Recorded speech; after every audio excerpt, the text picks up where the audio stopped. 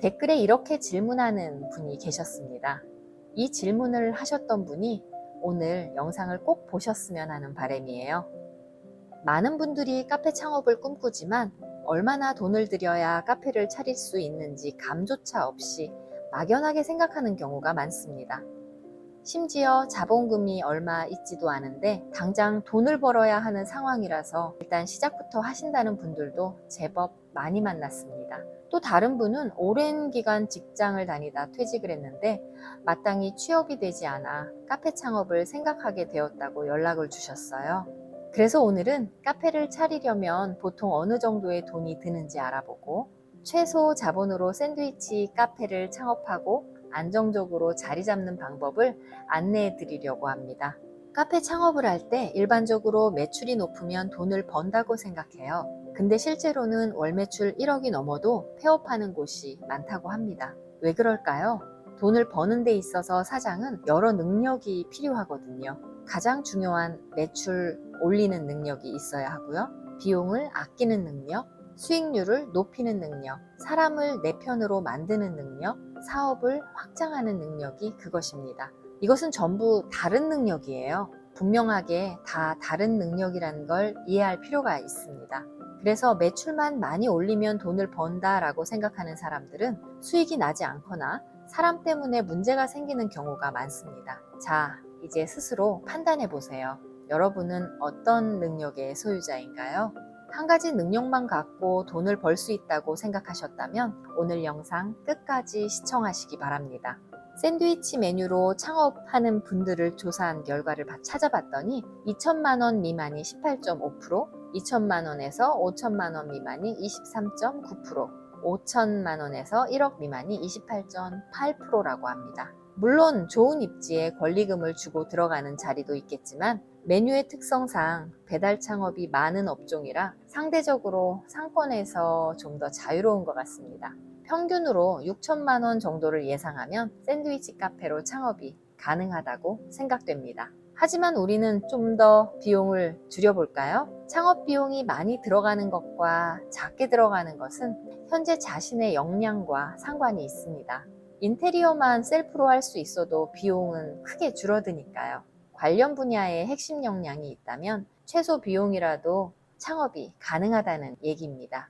핵심 역량이 있고 비용이 제한적이라면 오히려 창의적인 해결책을 찾게 될 수도 있습니다. 제 경우가 그랬거든요. 저는 보증금 1,000만 원, 커피 머신, 냉장, 냉동, 에어컨, 집기류 세팅을 모두 950만 원으로 해결했습니다. 물론 인테리어에는 거의 돈을 쓰지 않았어요. 처음에는 실패의 리스크를 최소화하면서 가능성을 타진하기 위함이었어요. 초기엔 오직 배달로만 판매를 제한할 수밖에 없는 상황이라 남들이 영업을 안 하는 새벽 6시부터 오픈을 했고요. 추가 매출을 올리기 위해 단체 주문 위주로 영업을 했습니다. 만약 제가 좀 더 여유가 있었다면 이것보다 쉬운 방법을 택했을지도 모르겠다는 생각이 들어요.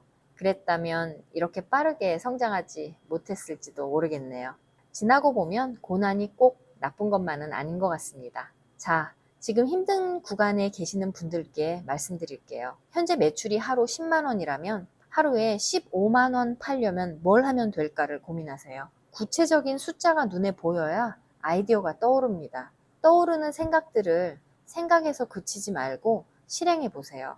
어느 구름에서 비 내릴지 모르니까요.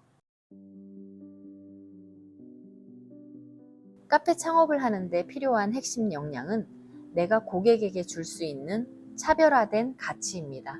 경쟁자와 차별화할 수 있는 전략은 이 핵심 역량에서 나옵니다. 이게 너무 중요합니다. 자신의 역량 범위 안에서 전략이 나와야 지속 가능한 성장을 만들 수 있으니까요. 내가 이미 가지고 있는 장점으로 시장의 기회를 보고 들어가야 성공 확률이 더 높아집니다.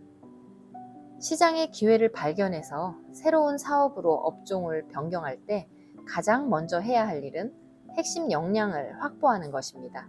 경험이나 기술이 없다면 핵심 역량을 익히는데 시간과 비용을 들여야 합니다. 자신의 장점을 발견하는 가장 좋은 방법은 주변 지인에게 물어보는 거예요. 사람들이 말해주는 장점이 가장 확실한 핵심 역량 후보입니다.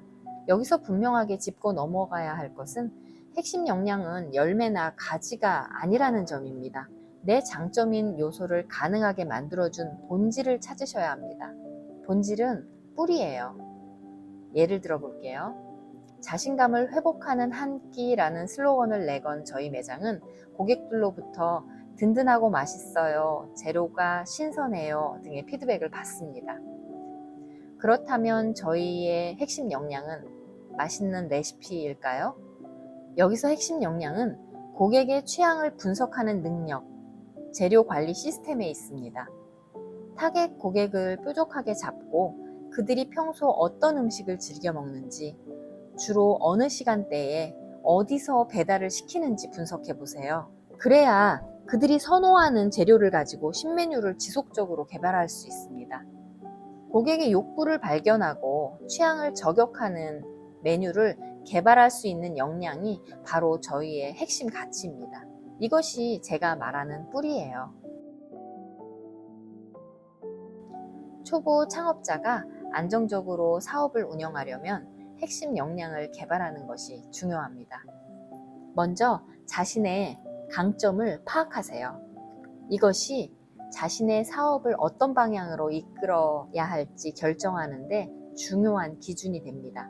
단계별로 목표를 정해서 꾸준히 실행해 보세요. 작은 목표를 세우고 달성하는 과정을 반복하는 것은 사업의 방향성을 잡는 데 도움이 되거든요. 시장에서 자리 잡고 안정적인 수익을 내는 매장을 분석하고 그들의 전략을 참고하세요. 이렇게 해야 시장에서 검증된 전략을 통해 실패 위험을 줄일 수 있습니다. 경쟁자들을 분석하고 그들의 강점과 약점을 파악하면 이것을 바탕으로 나만의 차별화된 전략을 세울 수 있습니다. 최신 트렌드와 다양한 전략을 공부하고 배운 것을 바로 적용해 보세요. 열심히 배워도 실제로 적용하지 않으면 아무것도 달라지지 않으니까요. 같은 일을 하는 분들과 소통하면서 지식과 경험을 공유하는 것도 좋은 방법입니다.